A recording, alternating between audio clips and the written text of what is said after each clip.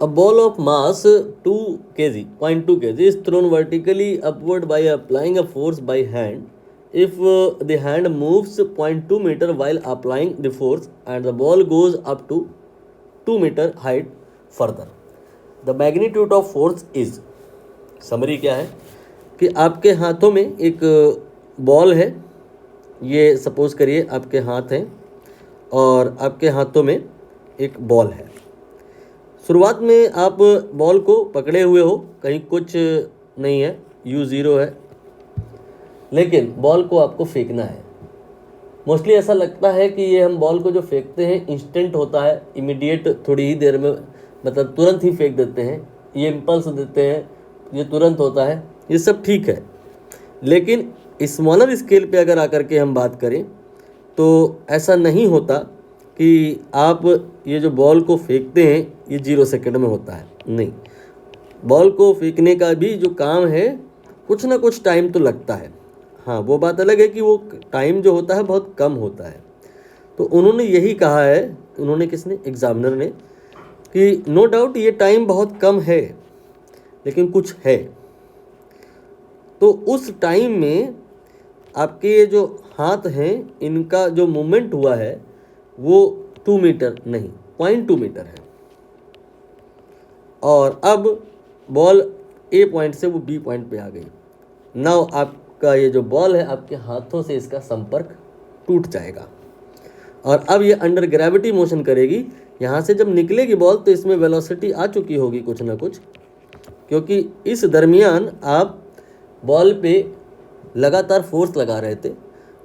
No doubt ये बहुत distance कम है, ये टाइम भी बहुत कम होगा, लेकिन फोर्स आप बहुत ज़्यादा लगा रहे थे जिस वजह से यहाँ पर सफिशिएंट वेलोसिटी आ गई है और फिर उस वेलोसिटी की वजह से बॉल ऊपर जाएगी और मोशन इसका अंडर ग्रेविटी होगा। और एग्जामिनर ने कहा है कि ये फर्दर 2 मीटर हाइट और रीच करी है।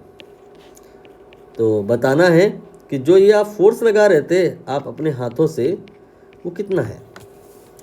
आई होप अब क्वेश्चन आपको क्लियर हो गया होगा। चाहे तो आप कर सकते हैं, नहीं तो फिर देखिए कैसे किया जाएगा।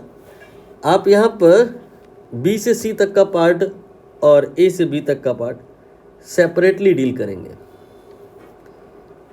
ठीक है। क्यों सेपरेटली डील करेंगे?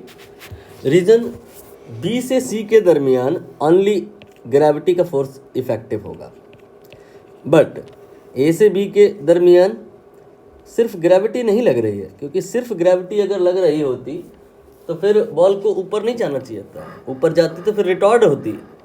ऊपर जाते समय बॉल एक्सेलरेट होते हुए अगर गई है तो इसका मतलब नेट फोर्स ऊपर ही आया होगा। नेट फोर्स ऊपर इसलिए आया है यहाँ पे कि ग्रेविटी को ओवरकम किया है आपने उस फोर्स के द्वारा जो आपने अपने हाथों से लगाया है। यहाँ पर F is the force that you applied by your hand and net force obviously will be F minus mg। Clear हुआ? तो यहाँ पर हम दोनों पार्ट एक साथ डील नहीं करेंगे। बी से सी तक का पार्ट पहले डील कर लेते हैं, बहुत आसान है। मैक्स हाइट का फॉर्मूला आपको पता होगा ना, वो यहाँ पर लगाएंगे। h डायरेक्टली यहाँ पर गिवन है, ये है 2, तो यहाँ से u निकल आएगा। u square will be 4g, और अगर हम यहाँ पर g की वैल्यू रख दें तो u स्क्वायर की वैल्यू आ जाएगी 40। यानी कि बॉल यहाँ से जब निकली है आपके हाथों से इसका संपर्क टूटा है तो दैट टाइम जो स्पीड थी वो 40 थी। और अब हम बात करेंगे ए से बी के बीच का ड्यूरेशन का। इस दरमियान शुरुआत में अगर हम कहें तो स्पीड 0 है और यहाँ पर स्पीड अननोन नहीं है। यहाँ पर v अब मैंने टिक कर दिया, वैल्यू रिक्वायर्ड होगी तो स्क्वायर रूट ऑफ 40 ले लेंगे। ए से बी के बीच में जो चली गई डिस्टेंस है ये भी हमें पता है s। तो फार्मूला लगाएं ऐसा जिसमें ये सारे लोग आ जाएं, v आ जाए, u आ जाए, a आ जाए, s आ जाए। v स्क्वायर बराबर u square plus 2s। v यहाँ का स्पीड है, u यहाँ का स्पीड है, a इस दरमियान जो एक्सेलरेशन रहेगा बिकॉज ऑफ दिस फोर्स जो आएगा, एंड s ये 0.2 है। तो v की वैल्यू रख लेते हैं। √40 का स्क्वायर ये 40 हो जाएगा, u 0 हो जाएगा, फिर a ये अननोन है फिलहाल तो, और s ये 0.2 है। तो यहाँ से 40 इक्वल टू क्या आ गया, 0.4a। ठीक है, तो a यहाँ से कितना आ गया, ये आ गया 100। इतना ढेर सारा एक्सेलरेशन क्यों है यहाँ पे, ग्रेविटी प्रेजेंट है, इसके बाद भी इतना ढेर सारा एक्सेलरेशन इसलिए है कि आप ये जो फोर्स लगा रहे थे ये बहुत ज़्यादा था।